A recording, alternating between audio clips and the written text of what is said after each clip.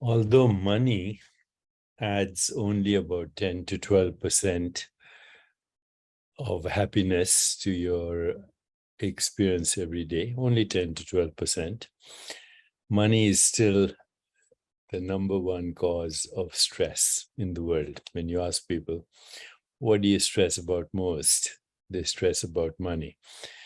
The paradox is when they get the money, their happiness doesn't necessarily increase unless they use the money in a way that brings them fulfillment.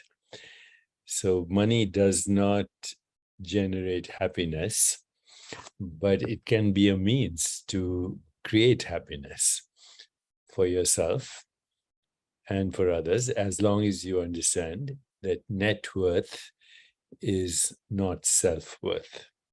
If you confuse your net worth with your self-worth, then money becomes your identity. And that leads to all kinds of problems: self-importance, self-pity, self-sorrow, need for recognition, need for validation, and your entire experience of relevance in your existence comes from money. So that's a tragedy. When I wrote my book, Abundance, I was inspired by a lyric from Bob Marley, where he said, some people are so poor, all they have is money. Now, having said that, money is important, and money, or lack of money, is definitely a source of great stress to people. Financial security comes when you have savings, when you have insurance, when you have enough to take care of yourself and your family, when even in old age, so you're not dependent on anyone. And all that can be done if you actually don't spend money that you haven't earned to buy things that you don't need to impress people that you don't like. That's the major cause of stress. Spend money on experiences. Spend money on saving 10% every month or every now and then. Spend money on others. Spend money on family. Spend money on friends. Spend money to make others successful, and spend money on a charitable cause that you believe in, and you will feel abundant. Abundance is security and safety, but it is also material success, money, also transformation to higher consciousness. That's abundance.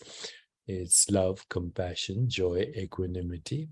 It is creative expression. It is insight, intuition, imagination, creativity, of course, I said, transcendence and higher vision.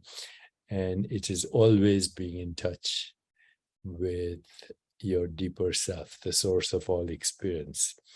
So defined that way, success includes money, but it also includes the progressive realization of worthy goals, always the ability to love and have compassion, and ultimately to transcend everything that is ephemeral, transient, momentary, while being in the present moment to enjoy what is ephemeral, transient, and momentary and impermanent.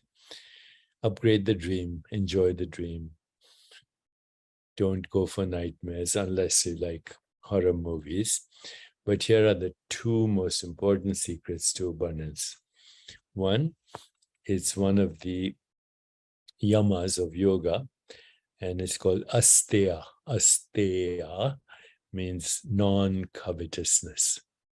When you covet the success and the richness or the riches of another, when you covet, you're introducing scarcity consciousness.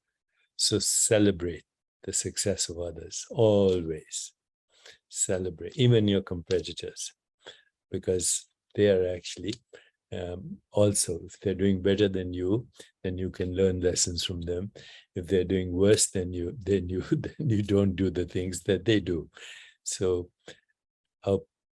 Asteya means non-covetousness. Covetousness is scarcity consciousness. And the other is understanding generosity of spirit. Generosity of spirit is fundamental reality. You and I are here because of generosity of spirit. So generosity of spirit is accessed through gratitude, no matter what is happening in your life. Those two are the keys to abundance and even money. Asteya, non-covetousness, generosity of spirit, which means gratitude. That's it. It's worked for me. I hope it'll work for you.